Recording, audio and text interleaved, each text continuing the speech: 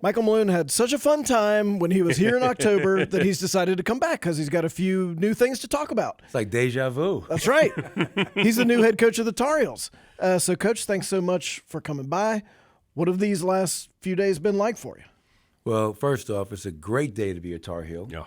And to say the last 24 hours have been a whirlwind would be an understatement.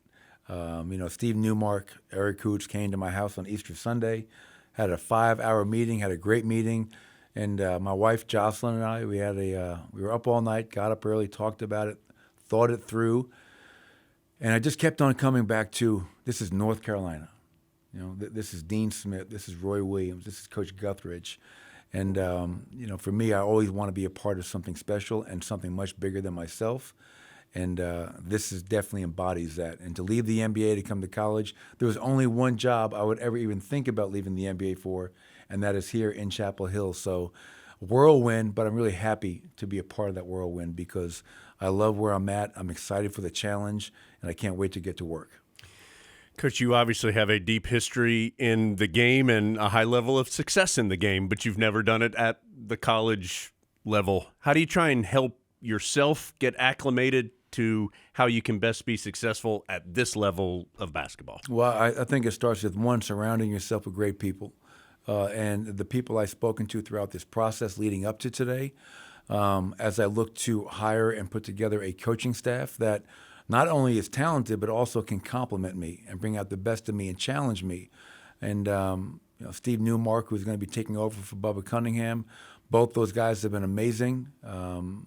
And I know they're willing to do whatever it takes to help me and our staff and our team have the success that everybody in Carolina Nation wants. I mean, one thing I've thought a lot about, and I talked to the team today a little bit about, was 2016 was the last ACC championship. 2017 was the last national championship.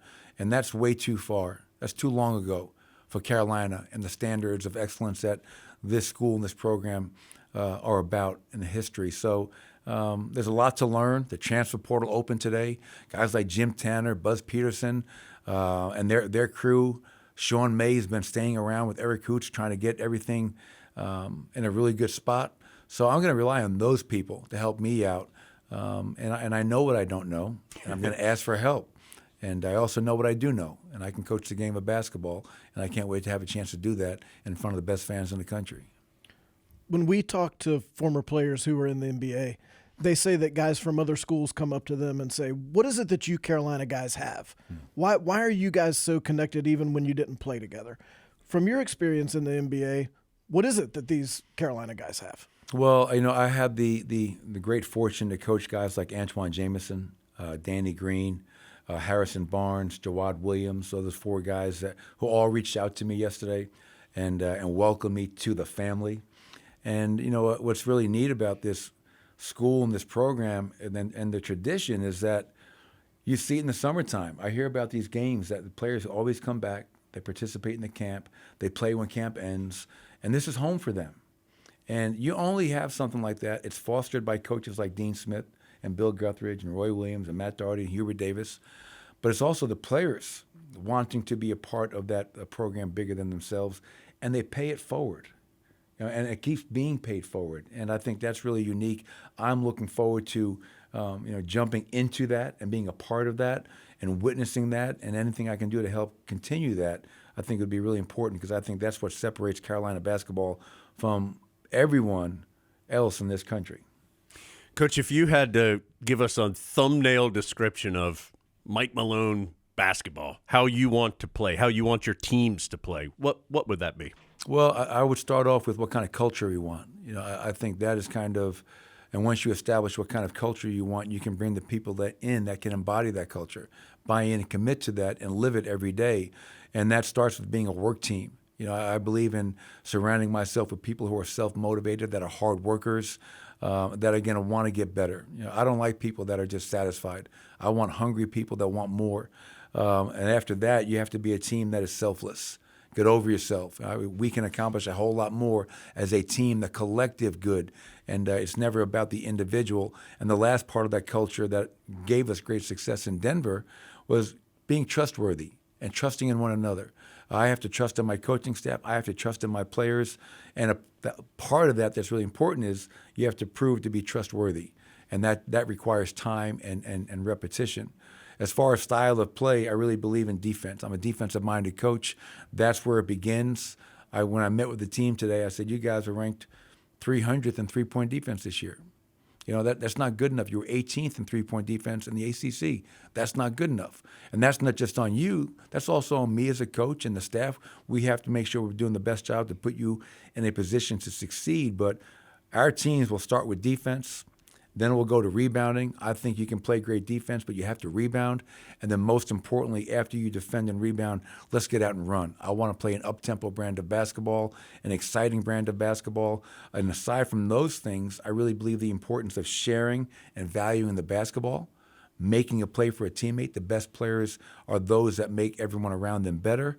And also, you know, just being a good teammate, being a good person, and always representing this university in the best possible light. Coach, you've coached some of the very best players in the game of basketball. What's different about coaching someone who maybe is 25 or 30 years old and helping them get better or reach their potential versus coaching somebody who maybe is 18 or 20 years old and helping them reach their potential? Or 17. I mean, like some of these kids, they come in so young now. And I believe, you know, when I think about that, these young kids that are coming into college, their eyes are wide open. And they not only need to be developed on the basketball court, but they need a mentor. They need somebody to guide them, not just as a coach, but also as a mentor, somebody who cares about them, somebody who loves them.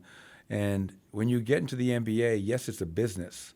But these guys are older, as you mentioned. Some of them are married with kids. They're not looking to be mentored.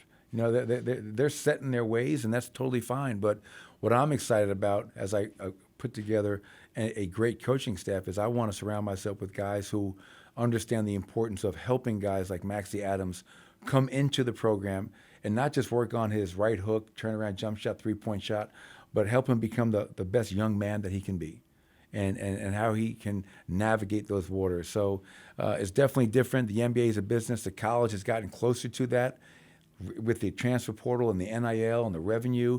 And that's something that, once again, I look forward to kind of getting my feet wet with, you know, with the transfer portal opening today and trying to kind of jump into that and getting help from everybody on our staff. Coach, how I don't know if reliant is the right word, but how interested are you in analytics? How big a part of those type of numbers and that type of deep dive into things do you take interest in? Well, it's interesting because, you know, in the last probably I was in the NBA for around 25 years, and you saw the analytics kind of become a hot topic, and those that embraced it and moved forward with it, I thought got ahead of it, and some people resisted it. The old school, I'm going to trust my eyes, I'm going to trust my gut. I think there's a happy balance there, a happy medium. I think when you have the analytics in front of you telling you a certain story, you have to listen to it, but you also do have to listen to your gut. And so I think the analytics are an important piece, but I'm not going to make decisions solely based on those analytics. What a computer is printing out to me saying you should play this group of players together more, you should do this, I will take that into account, but I'm also going to trust myself and the coaches to make the best decisions necessary for whatever situation we may be looking at.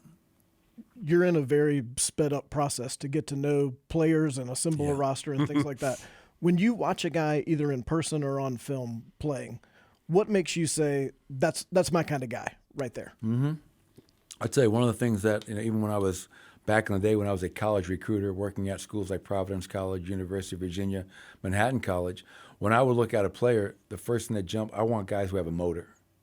You know, like, and again, that gets back to part of the culture, being a worker, being a hard worker, and being self-motivated. You know, I don't like guys that have to, you know, you got to wind them up for them to play hard. You know, if you play hard, you're probably not going to have a problem with me. So that's one of the things that I really look for is guys that have a motor, that play hard, that are willing to make the effort plays. You know, sometimes you can't see that in the stat sheet, but they're really important plays within a game. I love guys that have a high IQ, that know how to play. And obviously, if a guy doesn't have a great feel for the game, well, that's my job and our staff's job to help them, you know, maybe get a better feel for how to play the game and how to play the game that we want to play. But those are probably the two things that jump out to me: motor, toughness, IQ. And then after that, if they have those three things, then you can work with a guy and help them develop in any other areas from a skill standpoint that they may be lacking.